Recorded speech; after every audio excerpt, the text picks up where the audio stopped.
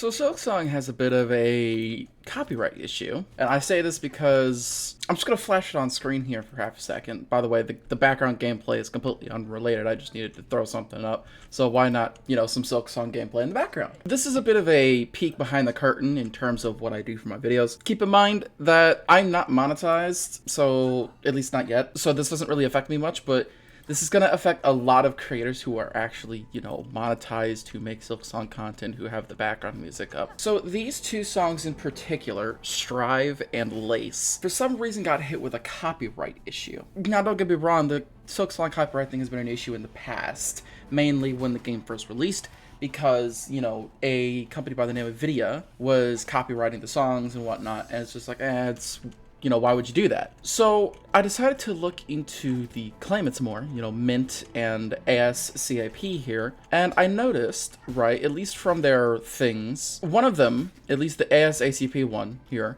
says empowering creators. And it's just like, I understand, wanting to make sure that song creators don't get their shit stolen, that's fine, it's whatever. This is background music where I'm actually playing the damn game. So why the fuck did you feel the need to strike me? And this goes for any person who's doing Silksong content, who's has the music in the background, or is using either the Lace or the Strife track. It makes no sense to me. Now, don't get me wrong, I don't blame Chris for this, because obviously, Chris probably has nothing to do with this. He probably just signed something and then they're just going, rogue off the rails, which has happened before. It's frustrating when, I'm trying to, just make content that I enjoy and all that stuff. And I don't really care about the money at the end of the day. But again, I would eventually like to turn this into a career. That's kind of difficult when the thing that you're trying to do, the hilarious thing of, we're going to copyright your gameplay because there's music in the background of it that comes with the game. And this is not just an issue for me. This is an issue for, as I said, any creator that uses Silksong music in any way, shape, or form. Now, the reason why this is an issue is because, it doesn't affect me very much because, again, not monetized over here. But what if someone else decides to, go for it? What if someone else wants to, make Silksong content and uses one of those tracks and gets copyrighted for no reason? On top of that, if these two places actually did copyright the songs, what other songs have they copyrighted? It's ridiculous. And I feel like it's an issue that needs to be addressed, or at least mitigated and fixed. ASACP, right, says, empowering creators, all this stuff, that's fine. But you see, there's this fun little thing of, technically speaking, yes, I am a creator. So why are you throwing a copyright issue my way? It's a copyright claim, so of course I'm not gonna make any money on it. Why are you throwing a copyright claim my way when I am not only a small creator, but it's in the background of the fucking game I'm playing? And then there's also the Mint one, which, I'm not gonna lie to you, man. The Mint one just looks like an AI-generated website. I grabbed this from it just to show that, it is a real thing, but it just looks like an AI-generated website.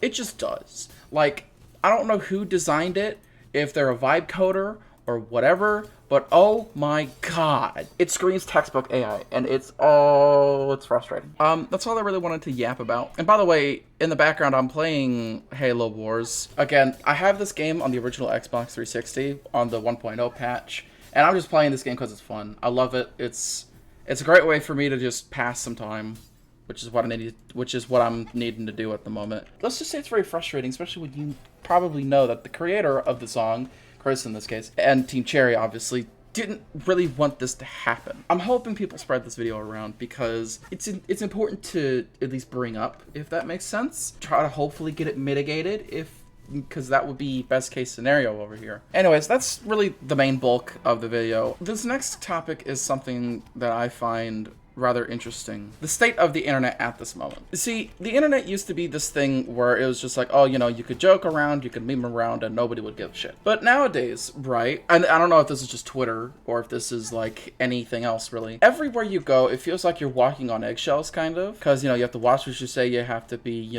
politically active, or, politically sensitive. It's just like, if I want to fuck around with my friends, right, and just say the most unhinged, random, wild shit, I'm gonna. It's the internet. I'm allowed to say whatever the fuck I want. And now, I could extend that to the fact of, people can also say whatever the hell they want, which is fair enough. It's the internet. But at the same time, it's one of those things that's just like, don't flame people for, their sense of humor, or, what they want to say, or, how they want to have fun on the internet. Don't flame people for it. Because at the end of the day, that's just their prerogative. That's the way they want to, you know, just be on the internet, which is fair enough. You know, no skin off my back there. It's just frustrating because, at least nowadays, you have to watch what you say, you have to watch what you do, and everything that you have to be politically active, you have to choose a side. It's just like, why can't people just do what they want just to have fun and just to, you know, live their life? I don't know, maybe I'm being a bit too hopeful there. Anyways, that's about it for this video. I'll see you later.